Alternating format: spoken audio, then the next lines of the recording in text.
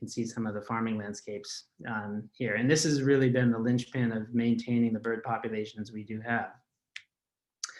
And a foundational study that Mark participated in and helped lead about a decade ago was really the foundation for us realizing how important it would be for us to invest in conservation in this landscape, because it revealed that the majority of the food and habitat being provided for water birds in California was being provided by agriculture. And so that was the moment in time when we pivoted and decided to invest very heavily in trying to find a way to make these habitats that much better for migratory birds, and shorebirds in particular. And the crop that's sort of at the heart of this, because of the scale of the crop, but also because of the kind of management that it's under, that's particularly important is rice.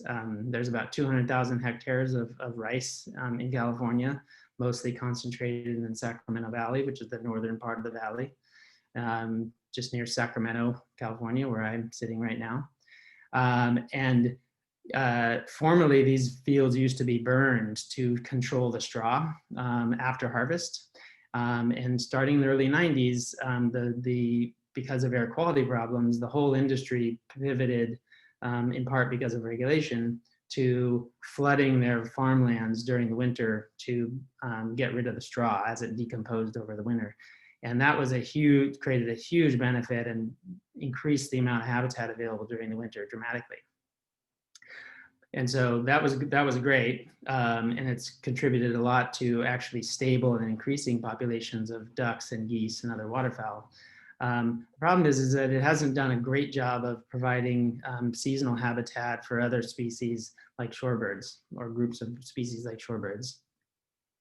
And one of the challenges we realize is that the timing of when the habitat is being delivered and the precise kind of flooded habitat being delivered was not meeting the needs of all of these species.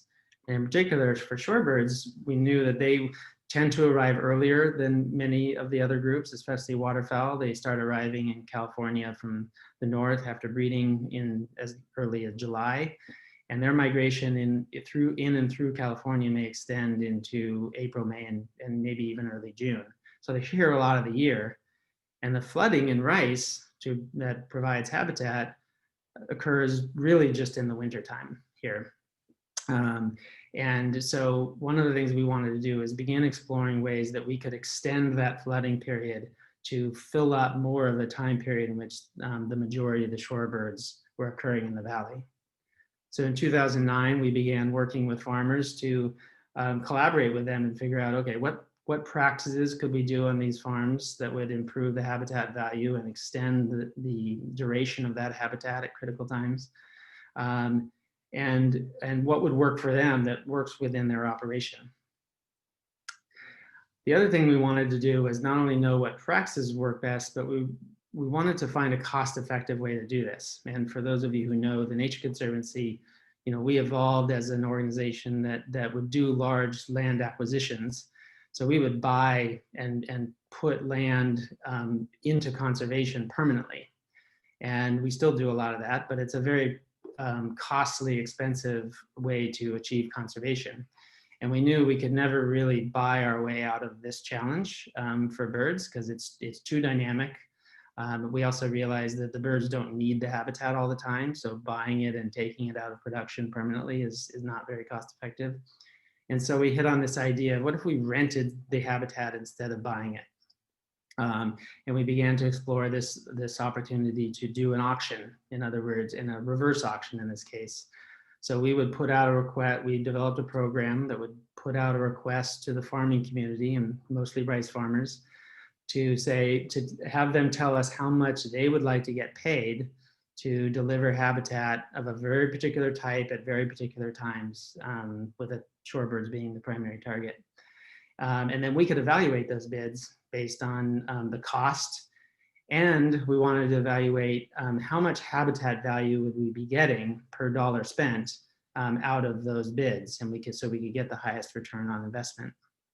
And to understand the return on investment piece, the team, and especially Mark and Greg, partnered with two of our close collaborators, the Cornell Lab of Ornithology and Point Blue Conservation Science, to answer two fundamental questions. Where does there tend to be an abundance or deficit of habitat at different times throughout the year? And where are all the birds and when are they there across that same time period? And so working with Point Blue, we used satellite imagery to make predictions of where there is surface water flooding that would presumably provide habitat at 2-week intervals over the entire period, so we could understand when it's there and when it isn't. And then we married those with taking all the big data, the hundreds of millions of bird observations now that live within Cornell's eBird program, to make predictions of bird occurrence and bird abundance for a suite of species in the Central Valley of California. So then we could understand where they are and when they're there, so that we could figure out where to deliver the most habitat when and where they need it the most. And using those data, we ran our habitat auctions. We've done several of them now since 2014, and use that to create these pop-up wetlands at key times throughout the valley. And it's really been quite successful. It's not at the scale that we want it to be. And we're now testing out some new models of how we can expand this program in the valley.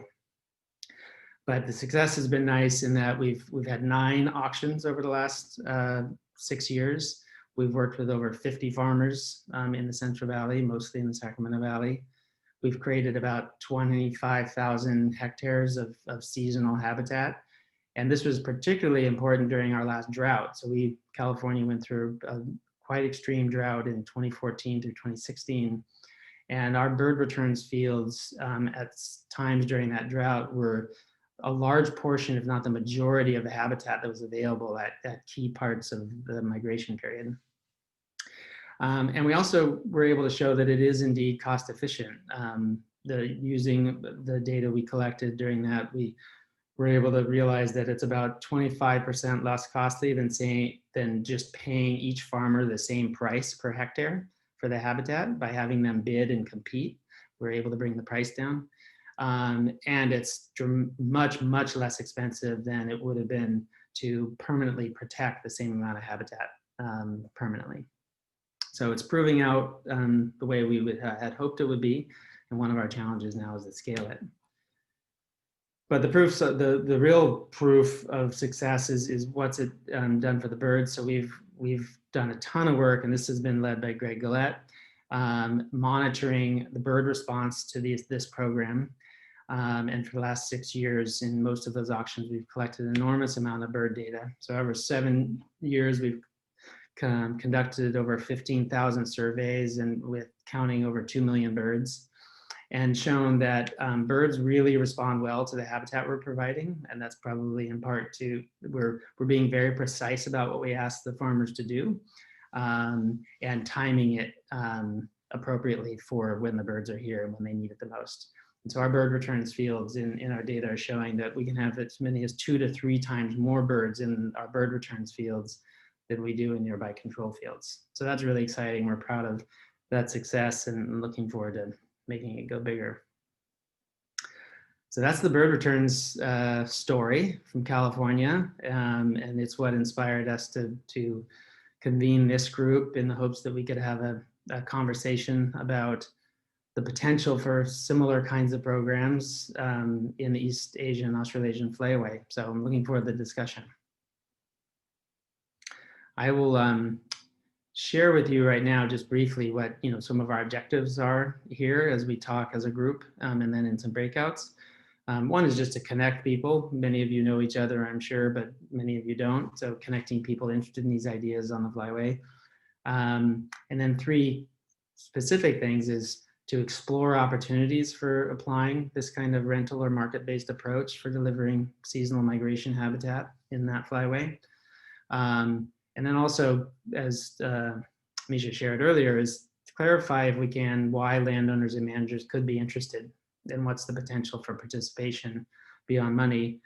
And then what would we expect the benefit would be for birds? How big an impact could such a program have for birds in the Flyway? And these are what we'll do in our little 15-minute sessions after we get started here.